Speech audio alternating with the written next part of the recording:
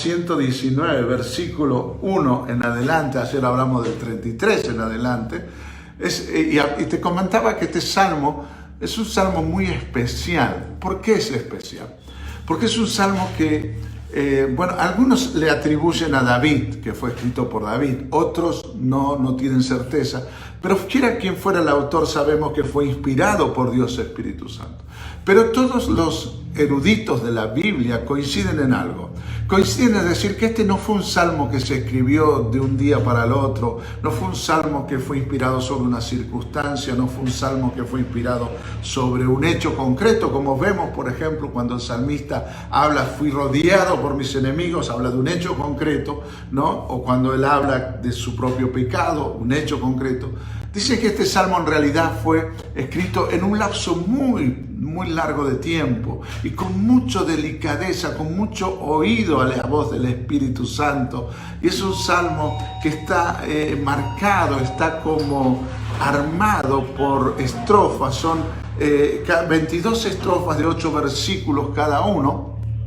Cada estrofa tiene de 8 versículos.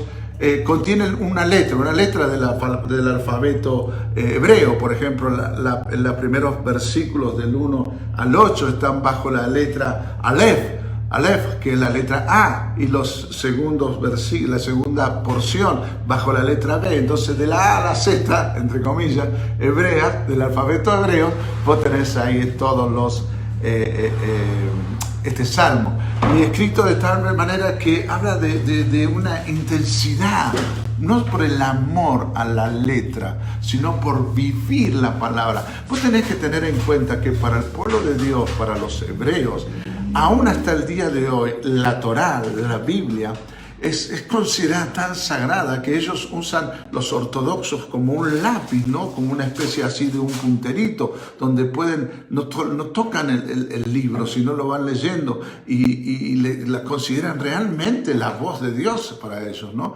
Nosotros también sabemos que la Biblia es la palabra de Dios, pero no idolatramos la Biblia. La Biblia contiene la palabra de Dios. Ahora va a ser una lectura normal, un libro más, para aquel que no tiene el Espíritu de Dios. Pero cuando el Espíritu de Dios viene a tu vida por revelación del amor de Dios y por la confesión de tus pecados, entonces ahí el Espíritu te comienza a hablar y la palabra cobra vida. Muchas personas hemos leído la Biblia tal vez de tantas maneras, pero en un momento de nuestras vidas, Cristo en nuestro corazón, una revolución en el Espíritu, llenos del Espíritu, bautizados en el Espíritu, entendimos la palabra de una manera diferente y esta palabra cobró vida. Cobró vida. ¿Cuántas veces leíste el mismo versículo y ha sido para vos una revelación nueva? ¿Por qué? Porque la palabra de Dios es viva, contiene la expresión del corazón del Padre.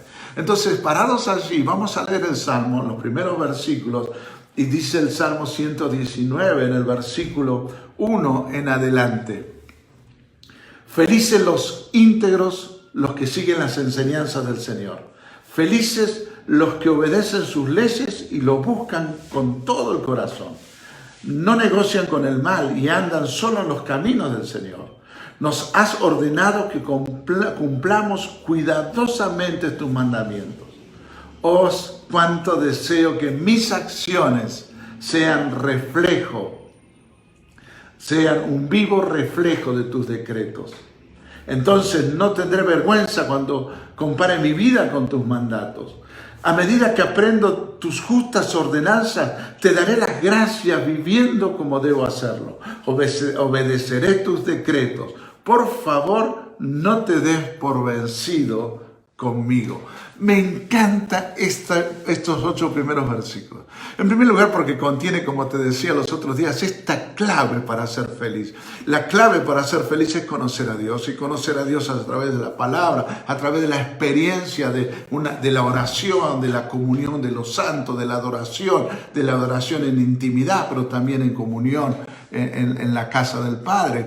Cuando vos entrás ahí en esta experiencia de conocer al Señor y conoces su palabra, ¿no? Comenzás a ser realmente feliz. Dice claramente felices los que son íntegros, ¿no? los íntegros que siguen las enseñanzas del Señor. La verdad que cuando nos comparamos a estos desafíos, no decimos, wow, qué lejos está tal, o aparentemente lejos, ¿no?, de obedecer, porque vos y yo, seamos sinceros, no hemos sido tan íntegros en este tiempo. Ahora estamos viviendo una revolución espiritual, un avivamiento, una convicción de los cambios que tenemos que hacer. Pero no hemos sido muy íntegros muchas veces, no hemos sido de los que han apreciado al Señor, a la iglesia, a su casa. No hemos sido los que hemos obedecido sus leyes, no le hemos buscado con la pasión que Él quería. Pero aún así, Dios dice que podemos alcanzar la perfección en Cristo. Y esa es la clave. Ni vos ni yo en nuestras fuerzas naturales o conocimientos intelectuales podremos llegar a ser perfectos. Alguien le dijo a Jesús, Maestro bueno, y Jesús le dijo, mira, para un poquito, para la pelota, no hay uno bueno, solo el Señor. Lo que está diciendo, ni que vos ni yo tenemos la capacidad natural de alcanzar una integridad y una pasión por el Señor. Solo lo logramos cuando en el Espíritu de Dios, gobernados por el Espíritu de Dios, comenzamos a apasionarnos por Él. Es algo sobrenatural y la perfección la tengo en la cruz. Él me hizo perfecto, aquí en la tierra y en mis achaques y en mis cosas naturales, pero en Él soy perfecto. Y cuando entiendo esto, no hago esfuerzos para cumplir la ley, vivo la ley, manifiesto a Cristo. Muchas veces fracasamos en poder ser íntegros, en obedecer sus leyes, en no negociar con el mal, en caminar en caminos torcidos. Fallamos porque nos manejamos con nuestra naturaleza humana, nuestras fuerzas naturales. Pero cuando empezamos a entender que cuando nos movemos en el Espíritu de Dios y celebramos nuestra debilidad humana, la reconocemos y decimos, sí, somos finitos. Y comenzamos a ver al Dios infinito, al que transforma carácter, al que transforma mi manera de pensar, al que cambia mi corazón, al que hace cambios radicales en mi persona, porque le doy lugar a Dios. Esta es la clave. El salmista dice, es tan lindo ser feliz cuando obedezco al Señor, cuando tengo pasión por Él, cuando mis acciones reflejan sus decretos. Pero ¿sabe lo que más me gusta? Es cómo termina esta sección de la Escritura. En el verso 8 dice, obedeceré tus decretos. Es una declaración, obedeceré tus decretos. Y yo creo que vos y yo tenemos que pararnos en esta palabra. Señor, yo voy a obedecer tu palabra, voy a obedecer tus mandamientos. Voy a ser un hombre, una mujer, un joven, un adolescente, un niño de Dios. Yo voy a obedecerte, Señor. Pero dice, obedeceré tus decretos. Inmediatamente dice en esta versión, por favor, no te des por vencido conmigo. Y la verdad, yo hago esta oración mía. Que Dios no se dé por vencido conmigo. Que Dios siga encontrando en mi vida, en tu vida, en nuestras vidas, esa masa maleable, formable, enseñable, que pueda seguir trabajando en nosotros. Mira qué tremenda la oración, el salmista diciendo, no te des por vencido conmigo. ¿No? A veces nos damos por vencido con otros. Decime la verdad, ¿cuánto dijiste? Este no lo banco más, ya no lo banco más a este, hasta acá me tiene. ¿No? Ya basta, no, ya listo, este no le entran balas, ¿no? ¿Cuántas veces lo dijiste? Vos sabés que Dios no se da por vencido. Vos sabés que Dios sigue trabajando en nosotros. Vos sabés que Dios sigue teniéndonos en cuenta y nos hace y nos forma y trabaja. Que la oración tuya y mía en este tiempo sea, Señor, no te des por vencido conmigo. No te des por vencido. Enséñame en el Espíritu. Revélame tu palabra. Quiero conocerte más. Quiero ir mucho más allá de lo que yo entiendo hasta hoy. Ahora, ¿por qué me paré en este salmo? ¿Por qué me paré en esta realidad? ¿Por qué traté de detenerme en este salmo 119, en estos versículos? Porque hay otra porción de la Escritura que quiero leerte hoy, que es muy significativa. Está en el libro de Josué. el primer libro de Josué, y creo que tiene mucho que ver con este tiempo. Josué capítulo 1, verso 1 al 9, ya conocés la historia. En el libro anterior, el Deuteronomio, ya Dios le está animando a Josué, le dice, vamos Josué, poniéndose las pilas, a ser valiente, no se aparte la ley, a meditar, vamos Josué, vamos, te viene un tiempo nuevo. Y bueno, comienza el libro de Josué diciendo en el versículo 1 que después de la muerte de Moisés, el Señor habló a Josué. Y dice algo muy claro: Josué, hijo de Nun y ayudante de Moisés. Quiero que entendamos algo. Cuando dice hijo de, está dando una referencia de paternidad. Nosotros no somos hijos de Abraham, o sea, somos herederos de la bendición abránica. Nosotros somos hijos de Dios.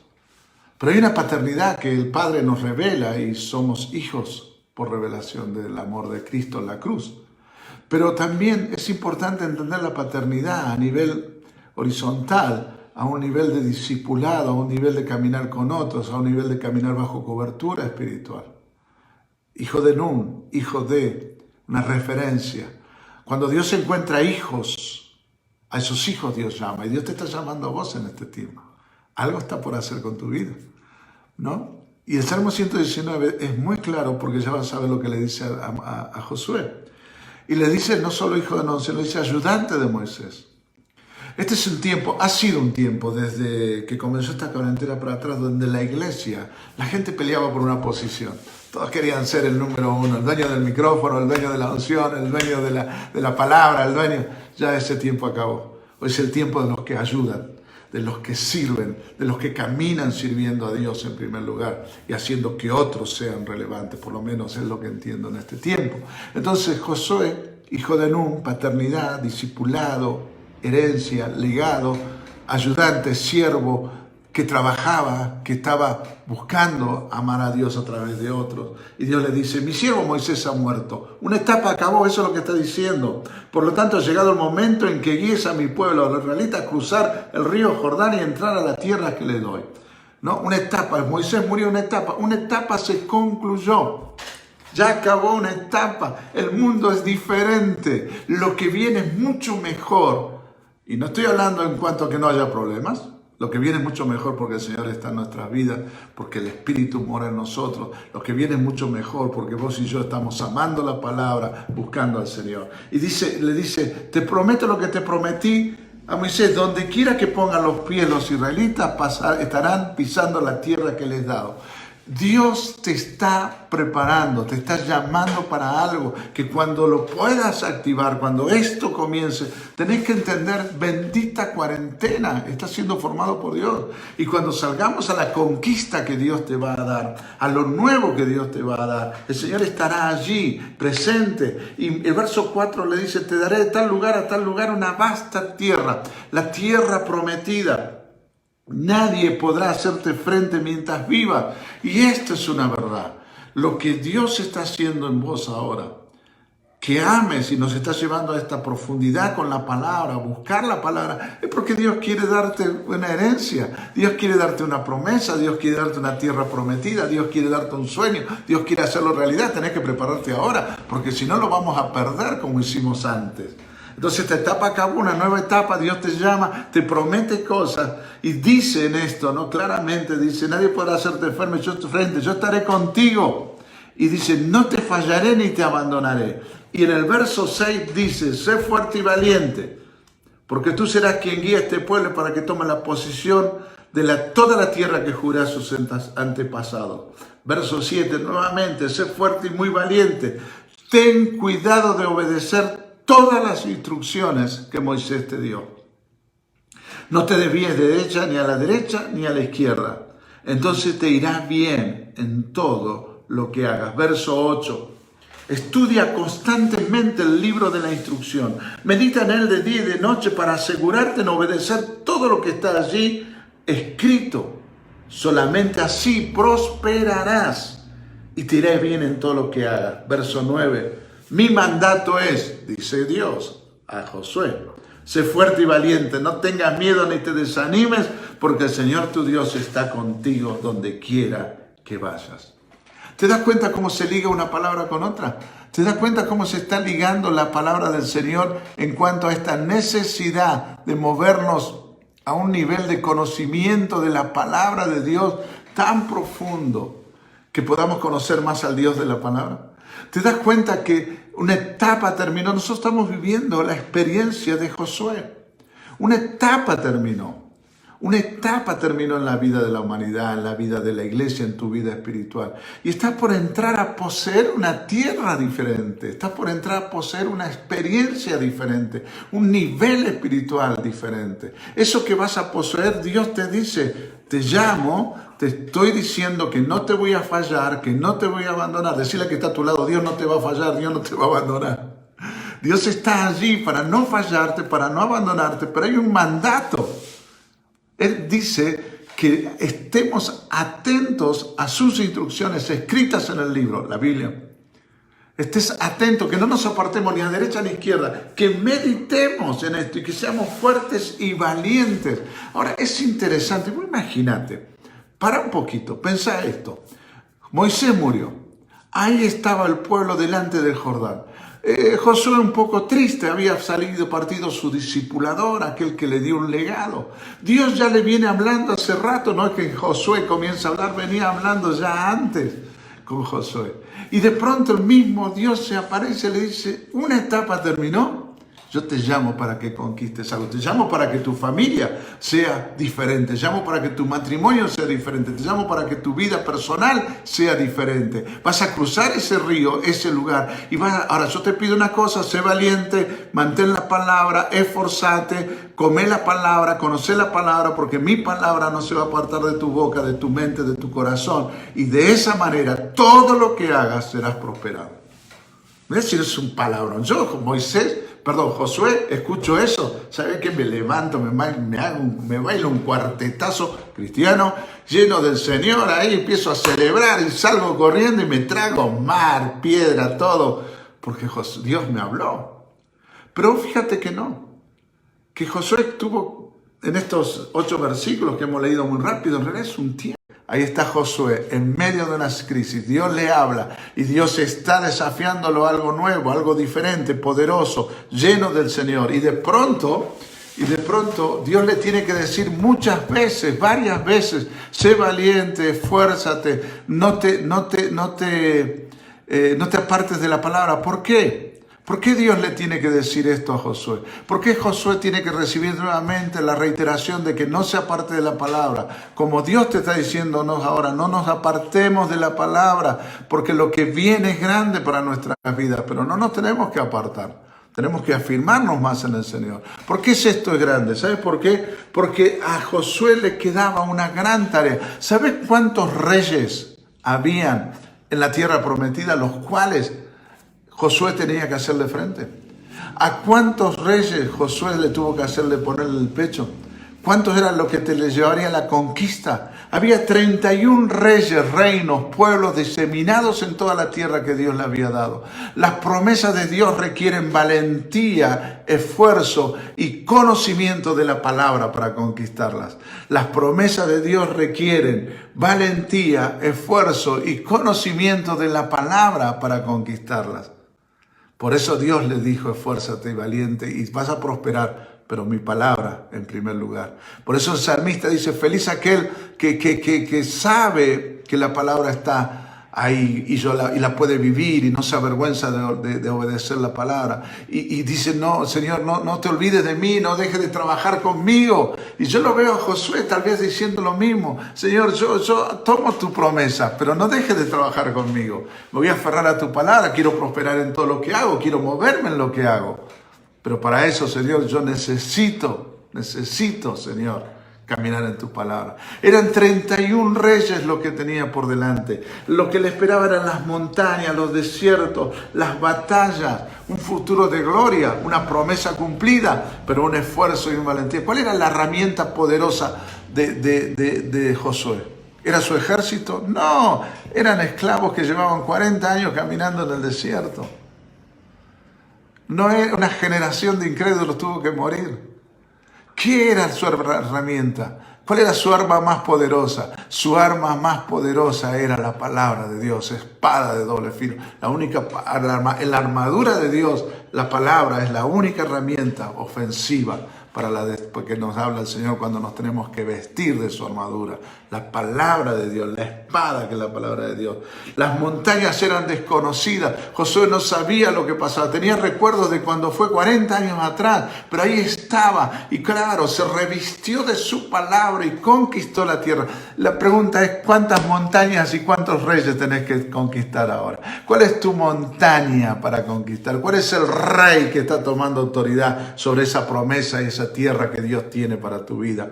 Mira, la palabra de Dios dice en boca de Jesús, podrán decirle, hablando de la fe, podrán decirle a este monte, quítate de ahí y tírate del mar, y el monte se va a levantar y se va a ir para el mar.